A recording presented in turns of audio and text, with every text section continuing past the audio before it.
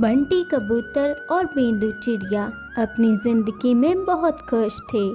उनकी एक बेटी थी जिसका नाम चिंकी था।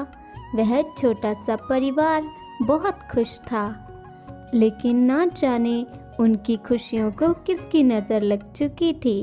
एक दिन बंटी कबूतर जब काम से घर लौट रहा था तो उसे एक चील उठाकर ले गई और यह सब मिठू तोता देख लेता है। अरे ना जाने क्या हो गया, बंटी जी अभी तक घर क्यों नहीं आए? अंधेरा भी होने वाला है। माँ पापा अभी तक क्यों नहीं आए? कितनी देर लगा दी आज। हाँ बेटा, अब तक तो आ जाना चाहिए था, लेकिन ना जाने वह कहाँ रुक गए। कोई बात नहीं चिंकी बेटा, तुम घर पर रहना, मैं तुम्हारे पापा को देख कर आती हूँ। इतना कहकर बिंदु घर से जाने ही वाली थी कि तभी वहाँ पर मिठू तोता आ जाता है। मिठू तोते, तुम इस वक्त सब ठीक तो है ना? क्या कोई परेशानी है? अरे बिंदु बहन, मुझे तो समझ नहीं आ रहा, ये बुरी खबर मैं तुम्हें कैसे सुनाऊं? क्या हुआ मिठू तोते, सब ठीक तो है ना? मैं पहले ही बहुत परेशान हूँ। बंटी जी अभी तक घर नहीं आए, जल्दी बताइए आप। बिंदु बहन, यही बताने आया था। बंटी कबूतर पर एक चील ने हमला कर दिया और उसे उठाकर ले गई। यह सुनकर बिंदु और चिंकी जोर जोर से रोने लगती हैं। बिंदु बहन, तुम अपने आप को संभालो, अब जो होना था हो गया। तुम अपना और अपनी बच्ची का ख्याल रखो, अब मैं चलता हूँ।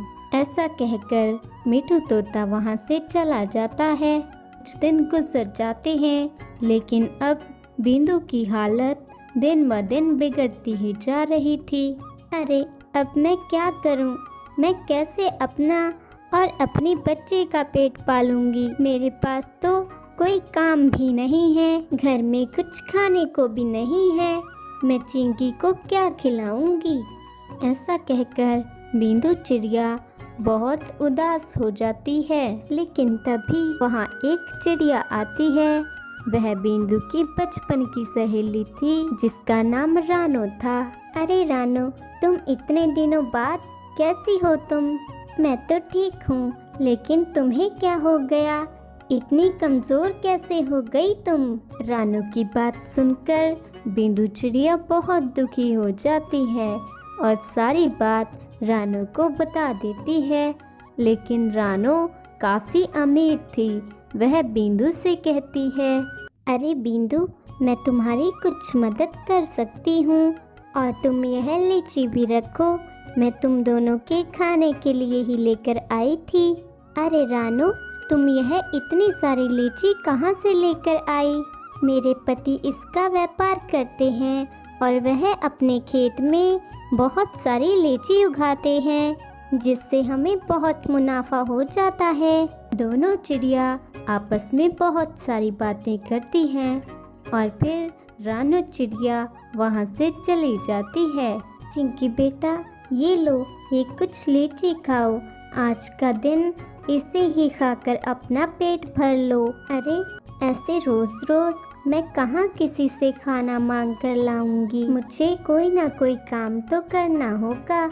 बहुत देर सोचने के बाद बिंदु चिड़िया को एक विचार आता है। अरे मैं भी लीची का व्यापार कर सकती हूँ, क्यों ना मैं भी इस बार लीची की खेती कर लूँ। और रानो कह भी रही थी कि इसमें बहुत मुनाफा होता है। इस तरह बिंदु को एक आशा की किरण दिखाई देती है। वह सोच लेती है कि वह अब लीची की खेती ही करेगी। इस तरह बिंदु थोड़ी सी जमीन लेती है और लीची के बीज बो देती है। बिंदु चिड़िया अपनी फसल का बहुत ध्यान रखती है। देखते ही देखते बिंदु की लीची की फसल लहराने लगती है।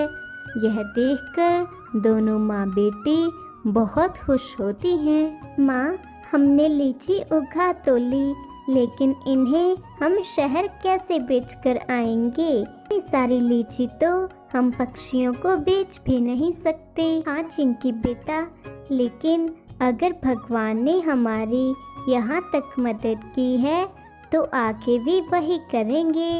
हमें सब कुछ ऊपर वाले पर छोड़ देना चाहिए। दूसरी सुबह बिंदु और चिंकी अपने खेत में चली जाती हैं तो वह देखती हैं कि उसके खेत में से बहुत सारी लीची गायब थी। अरे ये क्या, मैंने तो यहाँ से एक भी लीची नहीं ली, लेकिन यहाँ से तो बहुत सारी लीची गायब हैं। माँ, मुझे तो लगता है हमें यहाँ रुककर देखना चाहिए कि कौन हमारी लीची चुरा रहा है। वह दोनों अपने खेतों में छिपकर बैठ जाती हैं। उन्हें वहाँ छिपे हुए काफी देर हो जाती है, लेकिन वहाँ पर कोई भी नहीं आता। बिंदु चिड़िया वहाँ से जाने ही वाली थी कि तभी वहाँ पर एक परी आ जाती है। बिंदु चिड़िया और चिंकी चिड़िया तुरंत परी के सामने चली जाती हैं। परी माँ, क्या आप हमारी लीची चुरा रही हैं? अच्छा, तो इसे लीची कहते हैं। दरअसल मैंने यह फल कभी नहीं खाया था। मैं कल ही यहाँ से गुजर रही थी। मुझे यह फल बहुत स्वादिष्ट लगा और मैं अपनी बाकी की परियों के लिए भी यह फल तोड़कर ले गई थी और उन्हें भी यह फल बहुत पसंद आया। लेकिन परी माँ, ऐसे तो आप सारी लीची चुरा ले जाएंगी, इसमें हमारा तो बहुत नुकसान होगा। अरे प्यारी बच्ची, मुझे नहीं पता था कि यह तुम्हारी लीची है। तुम मुझसे इसके बदले में कुछ भी मांग सकती हो। परी माँ, हम इन्हें बेचकर बदले में पैसे ले लेते, जिससे हम खाने के लिए अनाज और बाकी चीजें खरीद सकें।